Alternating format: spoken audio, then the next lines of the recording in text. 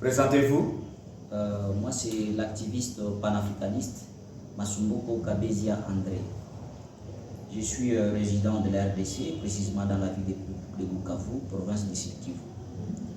Vous, en qualité d'acteur panafricaniste dans la province du Sud Kivu, précisément ici à Bukavu, qu'est-ce que nous pouvons retenir de la médecine traditionnelle par rapport à votre secteur?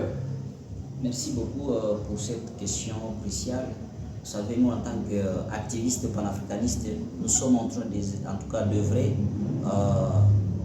dans la mesure où de vouloir quand même vulgariser ainsi que promouvoir la nature. Et quand nous disons la nature, nous faisons automatiquement référence à tout ce que Dieu a créé comme une beauté naturelle, c'est-à-dire les plantes, qui fait allusion automatiquement à la médecine traditionnelle. Parce que la médecine traditionnelle en soi utilise les plantes d'une manière naturelle. Quelle valeur attribuez-vous à cette médecine traditionnelle? Bon, à ce qui concerne nos valeurs de la médecine traditionnelle, il y en a assez. D'abord, premièrement, on peut dire tout d'abord, c'est la valorisation qu'on peut donner à cette médecine traditionnelle.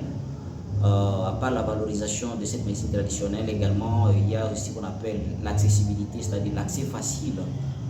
Il y a aussi également l'efficacité, parce que la médecine traditionnelle dès le jadis, utilisée ou employée par nos ancêtres, c'est-à-dire nos arrière-parents, qui utilisaient les plantes comme moyen de pouvoir se soigner, moyen de pouvoir sauver des vies. C'était un moyen complètement efficace, en tout cas efficace, qu'ils utilisaient. Mais aujourd'hui, nous sommes en train de voir quand même cette négligence, quand même aussi dans la façon de pouvoir négliger cette médecine traditionnelle. C'est quand même une petite déception que nous avons pour le moment. Mais en réalité, la médecine traditionnelle reste en tout cas un moyen efficace pour soigner des vies. Comparativement au coût?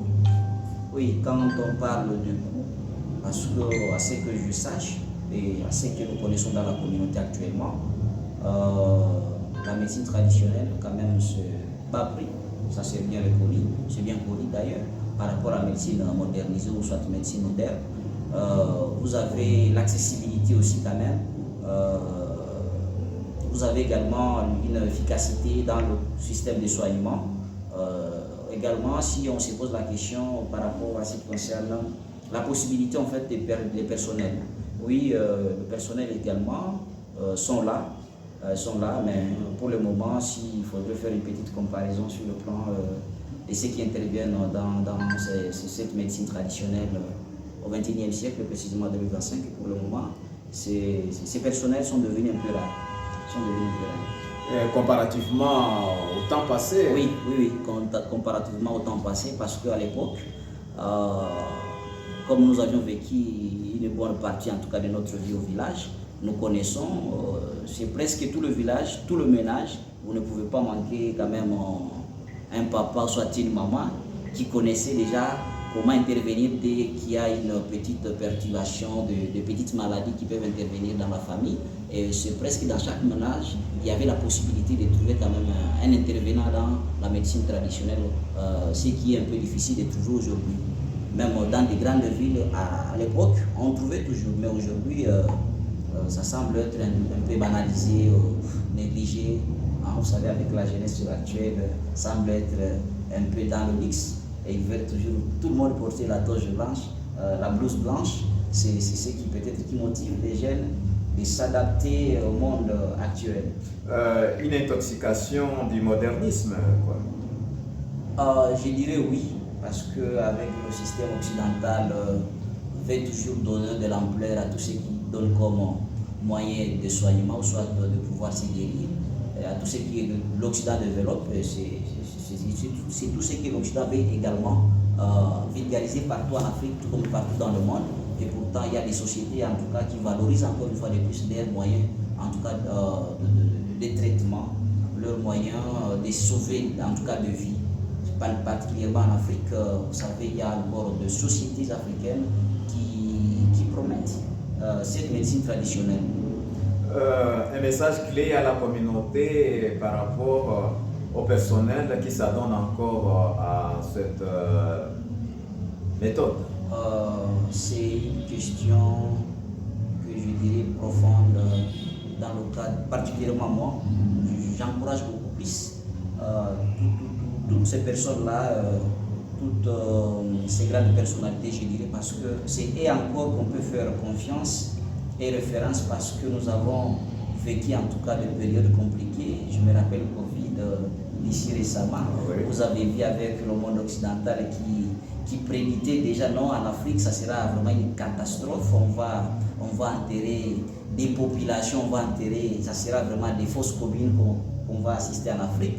Mais Dieu aidant, grâce à ces gens, ces personnels en tout cas qui interviennent dans la médecine traditionnelle, ils ont fait en tout cas un bon travail et mettre à nu le plan occidental qu'il prévoyait comment exterminer les Africains, mais heureusement, grâce à ces gens, grâce à ces personnalités qui interviennent dans la médecine traditionnelle, ils se sont investis et ils ont donné quand même des moyens de traitement et ils ont sauvé des vies en Afrique. Et c'est comme ça que nous nous sommes sauvés également à travers Covid, qui est juste un système occidental qui voulait exterminer les Africains.